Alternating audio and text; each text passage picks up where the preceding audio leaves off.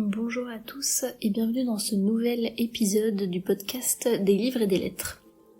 Aujourd'hui, on va parler de la saga Dune. Difficile de passer à côté du phénomène Dune en ce moment. Donc Dune, c'est une saga littéraire de science-fiction, écrite initialement par Frank Herbert, et de nouveau adaptée au cinéma par Denis Villeneuve. Sachant qu'il y avait une première adaptation qui avait été réalisée en 1984 par David Lynch. Donc, dans cette adaptation de Denis Villeneuve, on retrouve notamment les acteurs Timothée Chalamet, Zendaya, Oscar Isaac, Jason Momoa et Javier Bardem. Denis Villeneuve, lui, de son côté, il est notamment connu pour avoir réalisé Prisoners, Sicario, Premier Contact et Blade Runner 2049. Un de ses rêves cinématographiques, c'était d'adapter le roman Dune, ce qu'il a fait, avec le premier film qui est sorti en 2021 et qui fut un véritable succès, 3 millions d'entrées en France et des recettes estimées à plus de 400 millions de dollars. Un succès également au niveau des récompenses puisqu'il obtient 6 Oscars en 2022, meilleure musique de film grâce au travail grandiose de Hans Zimmer,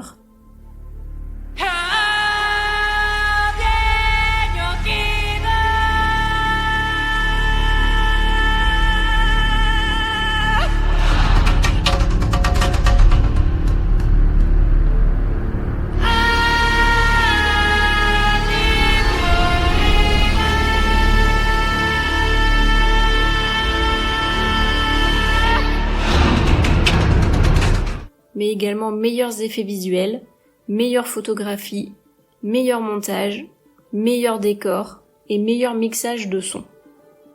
Le second film est sorti cette année en 2024 et semble marcher dans les pas de son grand frère. 1,1 million de spectateurs en France en seulement 5 jours de lancement. Mais Dune, finalement, ça parle de quoi ?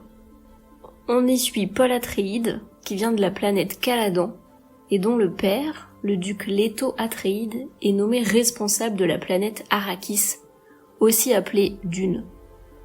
Arrakis, c'est une planète hostile qui ressemble à un désert géant, habité par un peuple qui est également hostile aux envahisseurs, logique, les Fremen.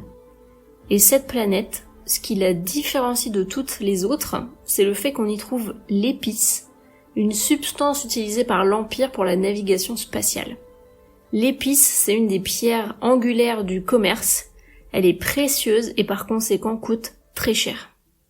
On est donc plongé dans ce monde avec la famille Atreides, menacée et par le peuple originel d'Arrakis, les Fremen, et par les autres grandes familles de l'Empire, dont certaines rêvent de faire tomber les Atreides. Et en plus de cette ambiance de conflit politique, vous pouvez rajouter un soupçon d'éléments prophétiques avec plusieurs légendes qui se croisent concernant un élu. C'est très complexe de résumer Dune puisque l'univers est très très riche, mais pour faire simple, c'est ça. Paul Atreides qui arrive sur une planète hostile avec sa famille. On est dans un univers dystopique, il y a une prophétie au milieu de tout ça et énormément de complots politiques.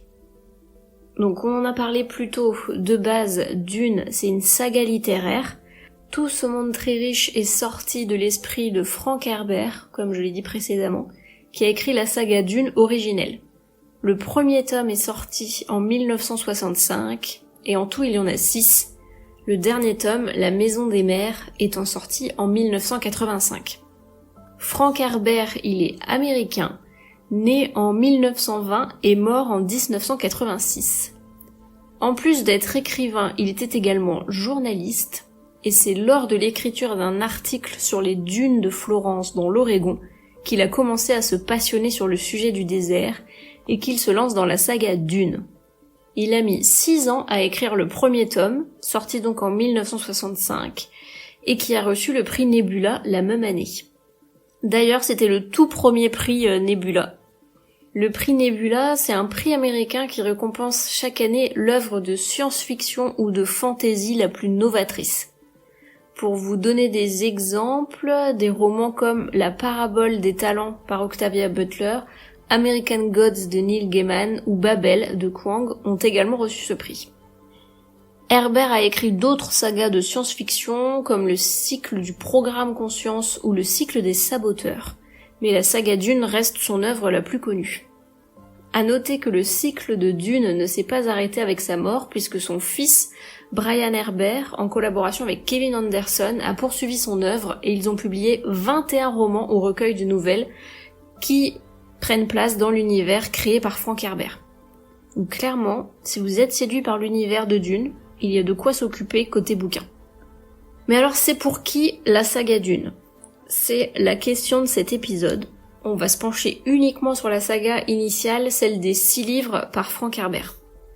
Pour ma part, j'ai lu le premier tome juste après la sortie du premier film et j'ai ensuite lu le reste de la saga 1 an après. Donc le premier tome porte le nom de Dune et relate les mêmes événements que les 2 films de Denis Villeneuve. Si vous avez vu Dune deuxième partie, sachez que le premier roman se termine au même moment que la fin du deuxième film.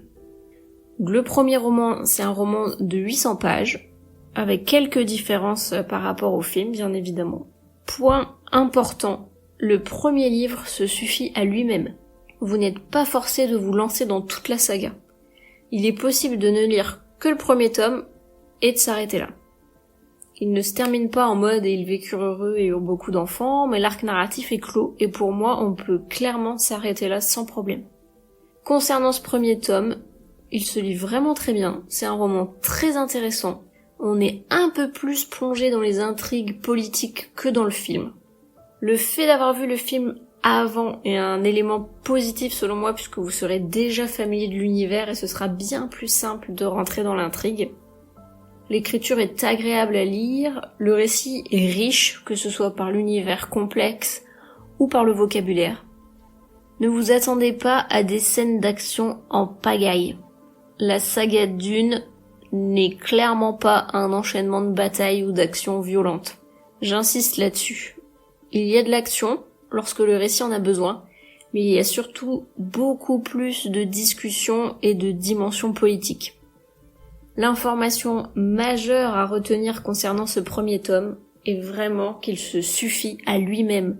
Si vous êtes curieux de découvrir l'univers, que ce soit après avoir vu les films ou non, je vous conseille de vous lancer dans le premier opus.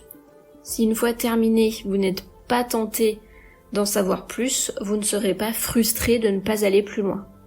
Par contre, pour les amateurs de récits plus sanguins qui enchaînent les actions et qui ne laissent pas reprendre son souffle, je ne suis pas certaine que Dune va vous plaire.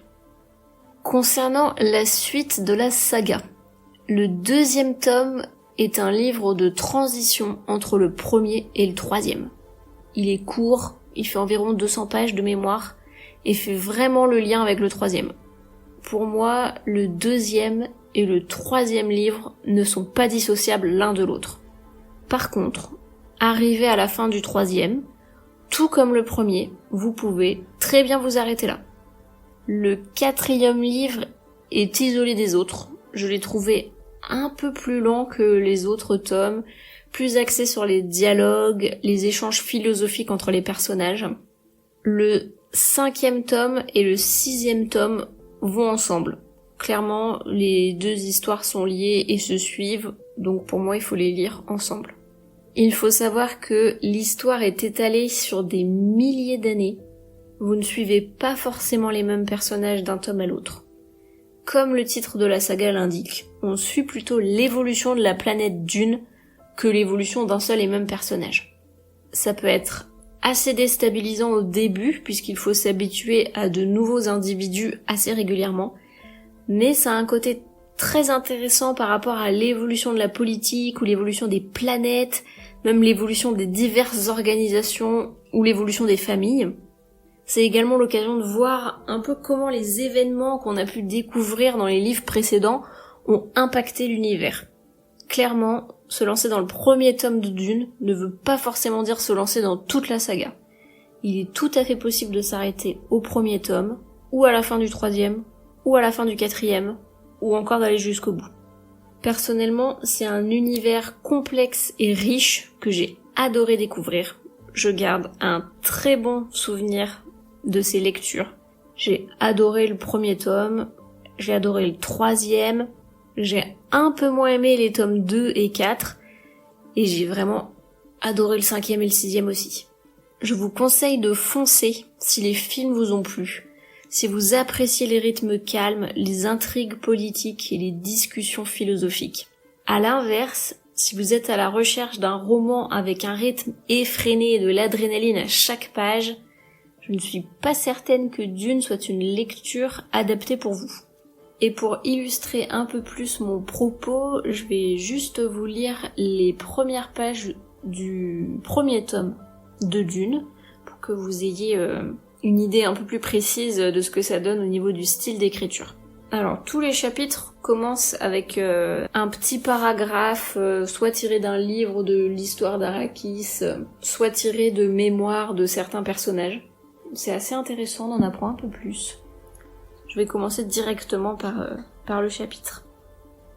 Durant la semaine qui précéda le départ pour Arrakis, alors que la frénésie des ultimes préparatifs avait atteint un degré presque insupportable, une vieille femme vint rendre visite à la mère du garçon, Paul. C'était une douce nuit. Les pierres anciennes du Castel Caladan, qui avait abrité 26 générations d'Atréides, étaient imprégnées de cette fraîcheur humide qui annonçait toujours un changement de temps. La vieille femme fut introduite par une porte dérobée et conduite jusqu'à la chambre de Paul par le passage voûté. Pendant un instant, elle put le contempler dans son lit. Il ne dormait pas. À la faible lueur de la lampe à suspenseur qui flottait près du sol, il distinguait à peine cette lourde silhouette immobile sur le seuil et celle de sa mère, un pas en arrière. La vieille femme était comme l'ombre d'une sorcière. Sa chevelure était faite de toiles d'araignée qui s'emmêlaient autour de ses traits obscurs. Ses yeux étaient comme deux pierres ardentes. N'est-il pas bien petit pour son âge, Jessica ? La voix sifflait et vibrait comme une balisette mal accordée. Et la douce voix de contralto de la mère de Paul répondit. « Il est bien connu que chez les Atréides, la croissance est tardive, votre révérence. »« On le dit, chuchota la vieille. « Pourtant il a 15 ans déjà. »« Oui, votre révérence. »« Il est éveillé, il nous écoute. » Elle eut un rire étouffé. « Le rusé petit démon, mais ceux de son rang ont besoin de ruse. Et s'il est réellement le Kwisatz Haderach, eh bien... » Dans les ténèbres, Paul gardait les yeux mi-clos réduits à deux fentes très minces.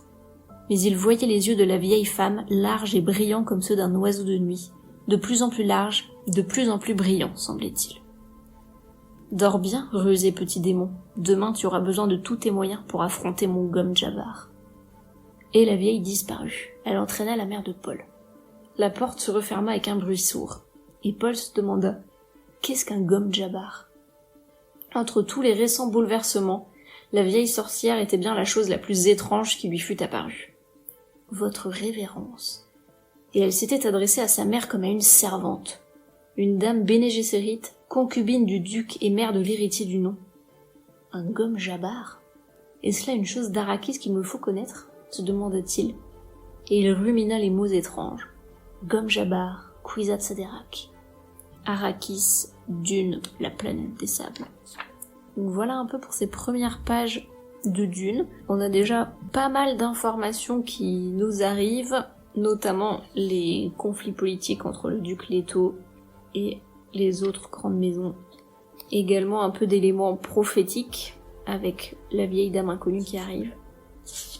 Ça me donne presque envie de le relire. Bref, en résumé, si vous êtes tenté que l'univers de Dune vous intrigue, notamment après avoir vu le film, n'hésitez pas à vous lancer dans le premier tome, juste histoire de voir si le style de Frank Herbert, si la narration vous plaît, et si c'est le cas, foncez sur la suite, c'est vraiment une super saga. On se retrouve très bientôt pour un nouvel épisode du podcast des livres et des lettres. À bientôt!